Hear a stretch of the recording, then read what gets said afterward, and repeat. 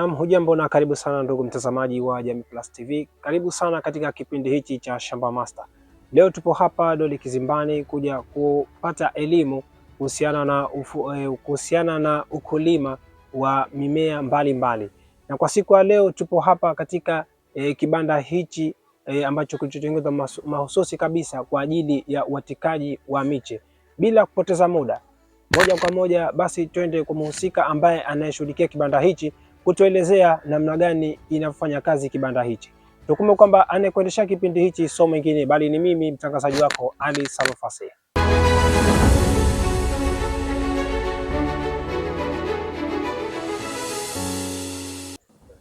Basi na hapa sasa tupo na mkulima wetu ambaye vyema atakuja kutuelezea ni namna gani ambavyo kibanda hichi kazi yake haswa ni nini. Habari yako dada? Salama za kwako? Kwema kabisa. Karibu sana katika kipindi chetu cha Shamba Master. Asante sana. Awali ya yote kwanza, kwa uzuri watazamaji wetu waelewe hasa jina lako ni nani na nafasi yako katika ukulima huu na kibanda hichi hapa ni ipi? Asante sana ndugu mtangazaji, lakini kama walivyosema awali, kwa faida ya watazamaji na wasikilizaji wanataka kujua hichi kibanda ni kinatumika kwa matumizi gani. Na kwa majina naitwa Madam Selina, lakini kwa jina la ofisi naitwa Madam Zafao. Maana Zafao ni Zanzibar Farming Opportunity, kilimo Zanzibar ni fursa. Hichi kibanda tunaita greenhouse, kwa lugha ya kigeni inaitwa greenhouse. Greenhouse ni sehemu ambayo unaweza kufanya shughuli zako za kilimo, aidha za uoteshaji wa kitalu kama mnavyoona hapa, tray mnavyoziona, au unaweza ukatengeneza matuta ukalima ndani ya greenhouse. Lakini Kiswahili kibanda hichi kinaitwa kitalu nyumba, ambacho hichi kinamwezesha mkulima kufanya shughuli zake bila changamoto yoyote, ikiwemo kwa sababu kuna miongo ile ya mvua, kuna masika, kuna vuli. Kwa hiyo ikiwa mvua kubwa za masika open, yani nje, huwezi kufanya shughuli za kilimo.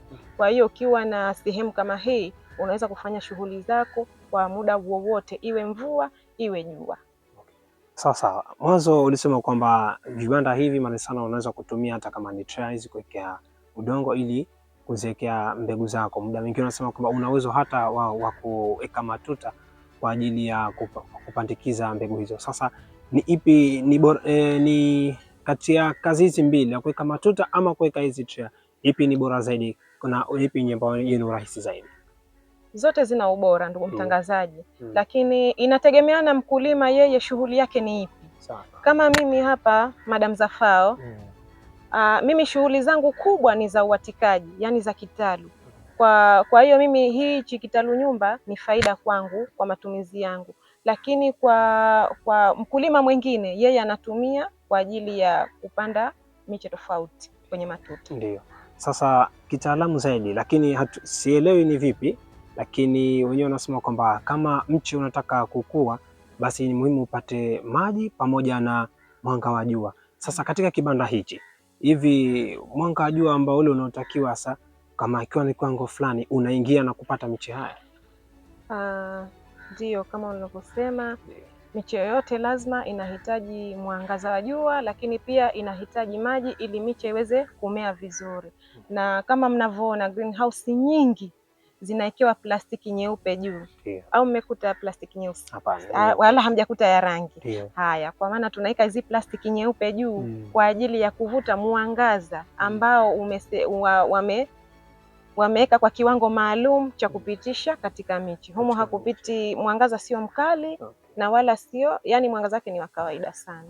Lakini tukija kwenye umwagiliaji maji, umwagiliaji maji, miche ikiwa michanga, maji tunamwagilia kwa spray, bomba lile la kupigia dawa la mgongoni, kwa sababu ile maji yake ni mepesi, ni shawa tunaita. Ile ndo inatusaidia sisi kumwagilia maji, kwa sababu miche utakapoimwagilia maji kwa keni zile au kwa kopo au labda kwa chombo chochote ambacho maji yake yanatoka mingi, utaiharibu miche, yani mbegu zitakuja juu, kwa hiyo lengo litakuwa halijafikiwa. Sawa. Sasa turudi kwa upande wa huu wa hichi kibanda chetu tu. Kwa upande huu hapa nyuma yetu na hapa mbele yetu, ni mimea gani ambayo inakusanya zaidi katika kibanda hichi? Mimea ya juu ya kwenye tray hii ambayo ndio umetufanya sisi yani lengo kuu hasa kujenga hili banda ni hizi tray. Kwa sababu za hapo zamani miche ilikuwa tunaatika kwenye ardhi tu, ni open, yani sehemu ya nje tunaatika, maisha yanaendelea. Lakini sasa kutokana na teknolojia za kisasa tumerahisishiwa kuatika kwenye tray, na sababu kuu ya kuatika kwenye tray, kwanza tunapata idadi ya miche. Hizi tray unavyoziona hizi, ndugu mtangazaji, umeona hizi tray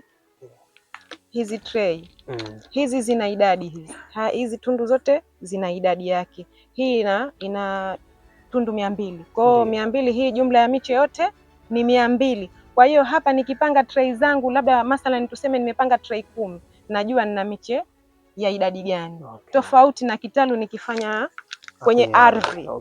Kwenye ardhi nitakuwa mbegu nimeimwaga tu, sitajua nimemwaga mbegu ngapi, sitajua nimepata miche mingapi. Lakini pia kwenye ardhi changamoto inakuwa ni nyingi na changamoto inakuwa ni kubwa. Changamoto kubwa kwenye ardhi, kwanza wadudu ni wengi, wanashambulia, wanaruka na kutambaa. Lakini pia hakuna marehemu mvua, wenyewe wanasema. Unaweza ukasema labda ni kiangazi, lakini inaweza ikanyesha mvua, mambo yakaharibika. Lakini kupitia hichi kitalu nyumba, greenhouse, inatusaidia hivyo. Sasa turudi kwenye changamoto. Hakuna kitu ambacho chenye faida bila kukosa changamoto. Pia hichi kibanda kina faida yake, lakini tuelewe kiundani zaidi, changamoto zake hasa huwa zinakuja wapi katika kipindi aidha ikuwa ni cha mvua ama ni cha jua? Changamoto kubwa ni kipindi cha jua. Ndio. Kipindi cha jua, kwa sababu kipindi cha jua tunavyofahamu hali ya joto inakuwa ni kali sana. Sasa. Kwa hiyo kipindi cha jua hapa kitaluni miche tunatakiwa tupige maji asubuhi na jioni, miche yetu tuimwagilie. Lakini ikiwa hali ya mvua ya baridi, miche tunatakiwa tuimwagilie mara moja tu kwa siku, au muda mwingine humwagilia sasa kwa siku, inaweza ikapita na miche ikawa bado iko salama, haijasinyaa, haijalala. Lakini ikiwa jua ni kali, miche utakuta majani yamesinyaa au imeungua kabisa. Sasa kwa hii mimea ambayo ipo katika tray, kwa siku tunatakiwa tuamwagilie maji kwa mara ngapi? Mara 3, 2 ama ni moja tu ya asubuhi inatosha? Miche ikiwa kwenye tray hapa kitaluni tunatakiwa tumwagilie mara 2 kwa siku. Kama nilivyokwisha kusema mwanzo, kipindi hiki ikiwa hali ya joto ni kali, tunatakiwa tumwagilie kwa mara 2 kwa siku. Ili kuweza yani huu udongo kuweka unyevunyevu, kwa sababu hii miche haitakiwi kupoteza unyevu. Lakini je, tunamwagilia wakati gani? Wakati wa kumwagilia ni asubuhi linapochomoza jua. Nikisema asubuhi tunamaanisha kuanzia kwenye mida ya saa 2. Lakini jioni ambapo ndo awamu ya pili tunaweza kumwagilia pale. Mwisho wa kumwagilia ni saa 10 jioni ambapo jua bado lipo. Nasema hivyo kwa maana ya kwamba miche ukimwagilia ambapo jua lishazama tu, mathalan labda tumemwagilia saa 12 au saa 1, yale maji yanakuwa hayana tena pa kuendea. Sasa kitakachotokezea miche itaoza hii, kwa sababu yale maji yatakuwa yamekaa tu, hayana pa kwenda. Ingawa hizi tray zina tundu za kupitisha maji, lakini kwa muda ule itakuwa maji hayawezi kunyonywa, hayawezi kupotea, kwa maana yatakuwa bado yapo tu yametuama. Utasababisha kuna ugonjwa wenyewe wanasema kata kiuno ambayo kata kiuno utaona majani yako green, yako vizuri kijani. Lakini sasa ukija kwenye kigogo hapa mche umeota. Kwa hiyo maji yakiwa ni mengi pia ni tatizo. Sasa turudi katika umwagiliaji wa mbolea. Je, katika miche ukiwa katika tray kwenye hichi kitalu, ni lazima uyatilie mbolea ama ni ile dongo tu kishaweka imetosha na kumwagilia maji? Kwenye swala la mbolea, kwenye mbolea kwa hapa kitaluni hakuna ulazima sana, lakini ukihitaji unaweza ukaeka, kwa sababu pale mwanzo, hatua ya mwanzo unapoatika huna haja ya kuweka mbolea. Ni udongo tu ambao udongo kwanza nikwambie, hii miche ili upate miche iliyokuwa bora na salama, tunaanzia kwenye udongo. Udongo ukiwa uko salama na miche yako itakuwa iko vizuri. Lakini sio kila udongo tu ambao tunaatikia. Mara nyingi udongo tunaatikia tunachukua kwenye miti mikubwa ambao kitaalamu unaitwa topsoil. Ni tabaka la juu lile. Kwenye mauozo, hii miti unayoiona nje, ndugu mtangazaji, miche mikubwa ambayo kuna miche mingine mimi ninavyojua tangu mimi sijazaliwa. kwa maana miche ni mikubwa, mimi ni midogo. Sasa yale majani yake yanapodondoka pale yanatengeneza uozo. Akitengeneza uozo, ile mbolea tunaita ni compost, mbolea vunde. Yani yale majani yameoza, yametengeneza udongo. Ule udongo ndio sisi tunauchukua ule wa juu mweusi, tunauchunga, tunauchekecha ule, tunatoa yale uchafu ambayo ukiacha vile vile yanasababisha mbegu kuto kuchipua au itachelewa kuchipua. Kwa maana tukiuchukua ule, tunataka ule udongo uliokuwa mwepesi ule mlaini kama poda, ndio tunautumia hapa. Naam, mtazamaji wa Jamii Plus TV, moja kwa moja tumesikia maneno haya kutoka kwa bwana shamba, bibi shamba wetu ametuelezea vyema kuhusiana na kibanda hichi pamoja na upandaji wa mimea kupitia hizi tray. Kwa jina jingine hichi kibanda kinaitwa ni kitalu. Basi usiondoke, tuendelee kuangalia moja kwa moja hichi kipindi cha Shamba Master. Hakika utapata mengi sana ambayo yatakuelimisha na utakuwa wanaingia na ushawishi wa uanzishaji wako binafsi wa kilimo.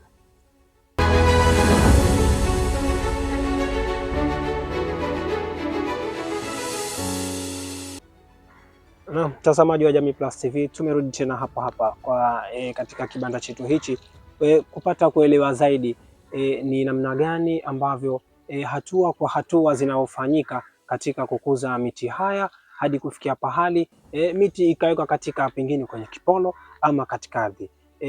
Hivi shamba yetu tunaomba utuelezee hatua baada ya hatua kutoka mti kuwa katika hichi kitalu, katika hizi tray hadi kufikia sasa mkaona sasa mti huu umefikia kwenye hatua sasa bora tuweke nje ili upate kukua zaidi. Ni kwa nini mnafanya hivyo na hatua zipi ambazo mnazochukua? Asante ndugu mtangazaji. Hatua ambazo tunazozichukua yani miche kutoka tangu tunatika mpaka kufikia kwenda shambani, ambapo ndo tunasubiria mavuno. Hatua tunazozichukua hapa, kwanza miche tangu kuyatika mpaka kufikia hatua ya kwenda shambani, miche yetu hapa itakaa kwa muda wa wiki 3. Ni sawa na siku 21. Kwa hiyo miche yetu ikishafikia kiwango cha wiki 3 tutaitoa hapa, ndipo tutaipeleka shambani, ambapo miche kwanza ujue miche shamba linatakiwa lisubiri miche, sio miche isubiri shamba. Kama hapa unavyoona hapa miche yetu imebakiwa na wiki 1 tu kutoka hapa kwenda zake shambani. Kwa maana kule tayari matayarisho tunakuwa tumeshayaandaa. Yani ninamaanisha kwamba kule tushatengeneza matuta, tushatia mbolea, tushanyosha drip. Kwa maana ile mbolea ambayo tumeiweka pale imeshachanganyikana na udongo. Kwa hiyo mche tukiutoa hapa tayari umekuwa mizizi yake imekuwa vizuri na uwezo wa kujitegemea na majani tayari yameshakuwa vizuri. Kwa hiyo ndo tutatoa hapa kwa muda wiki 3 tutapeleka shambani. Basi moja kwa moja tusiongee sana, twende tukaone ni mti gani ambayo iliyopandwa nje na imechukua kwa muda wa siku ngapi hadi kufikia kiwango ambacho kipo chao kwa sasa. Basi moja kwa moja tunaomba twende tukaangalie.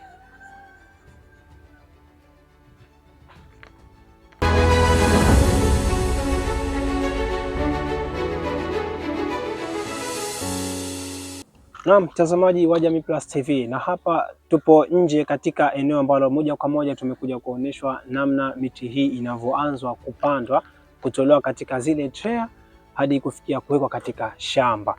Na hapa mkulima wetu atakwenda kutuonyesha namna gani ambavyo wanavyoanza kupanda na miche ambayo liko huku inachukua muda gani hadi kukua sasa ikawa ni tayari kwa ajili ya kuvuna. Basi moja kwa moja ni vizuri tuelezee namna gani ambavyo huku ukifika unaanza kutoa mti katika tray na kuweka katika shamba yako ambayo ulikuwa tayari umeshaitayarisha, na ni hatua gani na gani ambayo huwa unazozitumia? Miche ikishakuwa tayari kama tulivyokwisha kusema mwanzo, ikishakuwa tayari kule kwenye kitalu chetu ambayo ndo imeshafikia muda wa wiki 3. Ndio. Sasa hapa jinsi ya utoaji wa miche yetu, utoaji unakuwa ni kama hivi. Unaona hizi tray, unabinya kidogo, mche unakuja na mzizi wake, naona unavyokuwa hivi. Ndio. Halafu hapa ndipo tutaupanda. Huu ndo unavyokuwa, kwa sababu mizizi inakuwa bado ipo na iko hai, haijachanganyika na mzizi. Mche unakuja na udongo wake. Kwa hiyo hapa tutaupanda.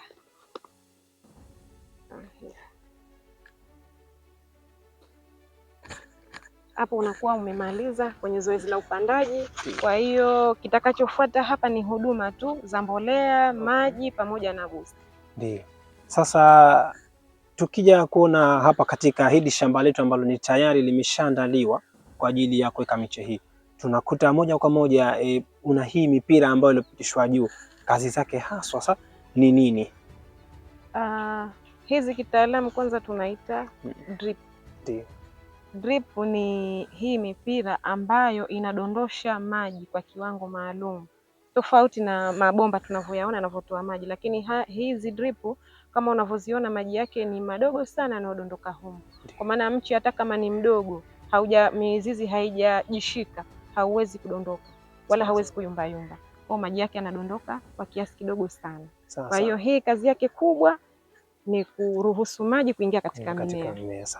Sasa tunaona hapa pana miche ambayo ilitoka katika vipolo. Sasa kwa nini ilikuwa miche hii tusiweke katika ardhi na tukaona bora shamba yetu tuifanyie katika vipolo hivi ili mimea yetu ipate kuwa? Lengo kuu kwanza, sasa hivi kauli mbiu kubwa kama mnasikia sana, kunapigiwa kelele mazingira. Mazingira sasa hivi imekuwa ni kelele nyingi. Serikali inahamasisha kutunza mazingira, kwa hiyo hii ni njia moja ya kutunza mazingira. Kipolo hichi kama ulikuwa ukikute labda kinazagaa mtaani, kwa sababu hii product ya mwanzo iliyokuja ni cement, yani saruji. Kwa hiyo saruji imemalizika, hichi kinakuwa hakina kazi tena. Kwa hiyo mimi nimeenda nimefanya mahitaji yangu, nimeweka oda hivi, wamenikusanyia, baadaye vikakoshwa, nikaja udongo kachanganywa na mbolea, nikajaza hivi vipolo. Lakini pia lengo ni kumhamasisha mama, baba, kaka, dada, hata mtu yoyote yule ambaye anahitaji kilimo hichi cha mboga mboga, na pia labda kama hana ardhi nyumba yake, kwa sababu siku hizi kila mtu akijenga anajenga nyumba ya kisasa, ina mafensi, ina matarazo chini, hana udongo, hatumii udongo. Kwa hiyo sasa na yeye kwa kumuona huyu hatujamnyima fursa, kwa sababu anaweza akaja hapa akachukua vipolo vyake tukamuuzia, yani namaanisha akapanga vipolo vyake ndani kwake, basi akawa na kishamba chake tu kidogo, mahitaji akapata. Ndio, basi turudie katika hili dongo ambalo lilomo humu ndani ya hichi kipolo. Sasa ni mbolea gani ambayo inachanganywa katika dongo hili ambalo inawekwa katika hivi miche hii ambayo ilitolewa nje, ambayo katika tray zetu ambazo ziko ndani? Mbolea tulotumia hapa ni mbolea ya samadi. Nikisema mbolea ya samadi ni mbolea ambayo inatokana na kinyesi cha wanyama, kuku, ng'ombe, mbuzi na wengine wote, sungura, njiwa.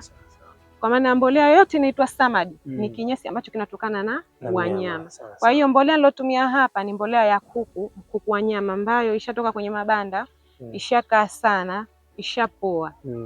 Kwa hiyo ile inachanganywa na udongo, tumejaza kwenye vipolo, baadaye tukapandikiza miche yetu. Basi sawa, bila kupoteza muda na tusiendelee mbele sana, ili tukafanya mambo kwa ni marefu sana, ni vizuri tupate neno la mwisho kutoka kwako kwa watazamaji wetu. Nini ambayo unawashauri kuhusiana na ufanyaji huu wa kilimo, angalau bila kuweka kwenye ardhi, hata kama hichi katika kijipolo tu?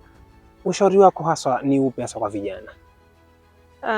Ushauri wangu kwa vijana, hususan wanafunzi ambao wametoka vyuo na ambao wako vyuoni, wasikae, kwa sababu ujuzi wanao, taaluma wanazo.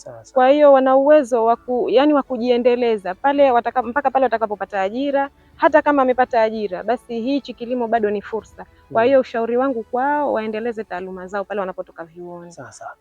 Lakini pia nipende kuwakaribisha watu wote wa Unguja na Pemba, Dar es Salaam na viunga vyake kufika kwenye maonesho ya 8/8 ambayo yatafanyika hapa katika kiwanja cha Dole Kizimbani siku ya kuanzia tarehe 1 mpaka kufikia kilele tarehe 8 na kuendelea. Napenda kuwakaribisha katika ofisi zetu za Zafao, Zanzibar Farming Opportunity. Karibuni sana. Haya, kidogo nipate kuongezea kidogo, umenishawishi nipate maswali mawili matatu ya kukuwekea maswali ya udokozi. Sasa umesema kuwa taasisi ya za FAO. Sasa taasisi hii ya FAO ipo maeneo gani kwa hapa Zanzibar, na mawasiliano yake hasa ikiwa unataka hii taaluma ama mimea ama kitu cha aina yoyote kuhusiana na kilimo, wakupataje kwa namba, wa mawasiliano namba gani, na pia ofisi yenu inapatikana wapi?